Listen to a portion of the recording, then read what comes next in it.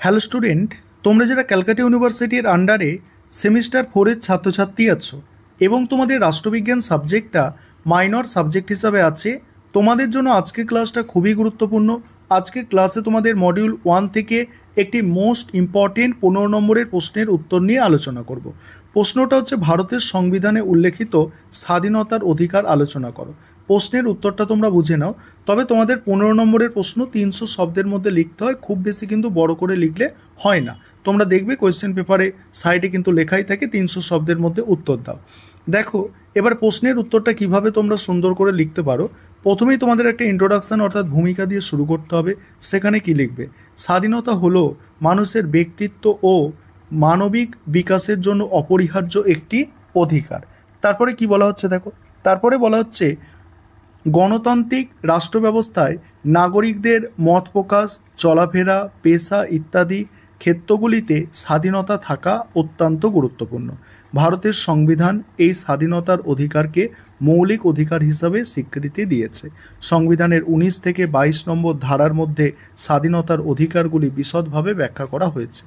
19 নম্বর ধারা, 19 নম্বর ধারায় 6টি স্বাধীনতার অধিকার দেয়। 1 নম্বর হচ্ছে বাক স্বাধীনতা ও মত প্রকাশের অধিকার। 2 নম্বর হচ্ছে শান্তিপূর্ণ এবং নিরস্ত অবস্থায় সমাবেশ করার অধিকার।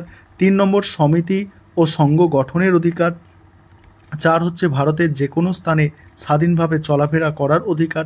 5 হচ্ছে ভারতের যে কোনো স্থানে বাস করার অধিকার।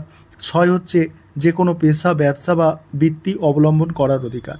এবারে এর সীমাবদ্ধতা আছে, দেখো সীমাবদ্ধতায় কি বলা হচ্ছে দেখো, এই অধিকারের ব্যবহার অবশ্যই সমাজের বৃহত্তর স্বার্থের পরিপন্থী হওয়া চলবে না।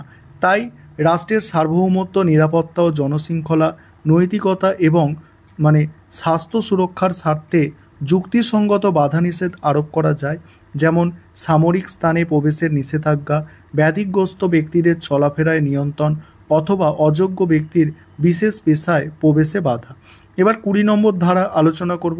তার আগে যে বিষয়টা তোমাদের বলার আছে, তোমাদের জন্য অনলাইন কোচিং ক্লাস চলছে।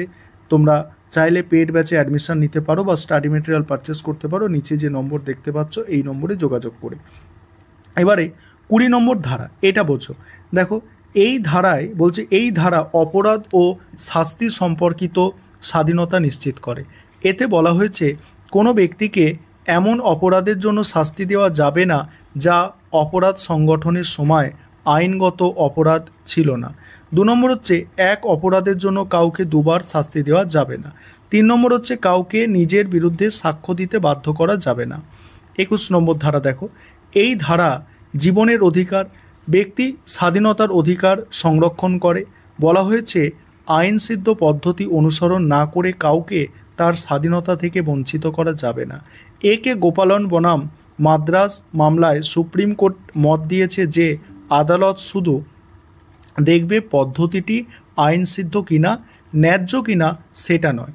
এবারে 22 নম্বর ধারা, এই ধারায় গ্রেপ্তার সংক্রান্ত অধিকার নির্ধারিত হয়েছে।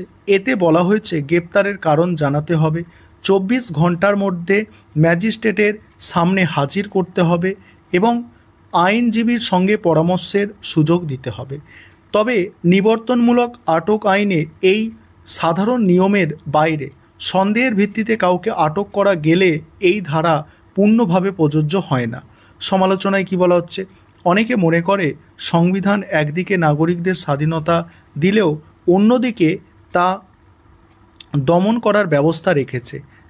যেমন দেখো MISA, তারপরে NSA, টাডা এর মতো আইনগুলো এই অধিকার খর্ব করে। এগুলির মাধ্যমে বিরোধী কণ্ঠ রোধ করার সুযোগ সৃষ্টি হয়। এবার হচ্ছে মূল্যায়ন।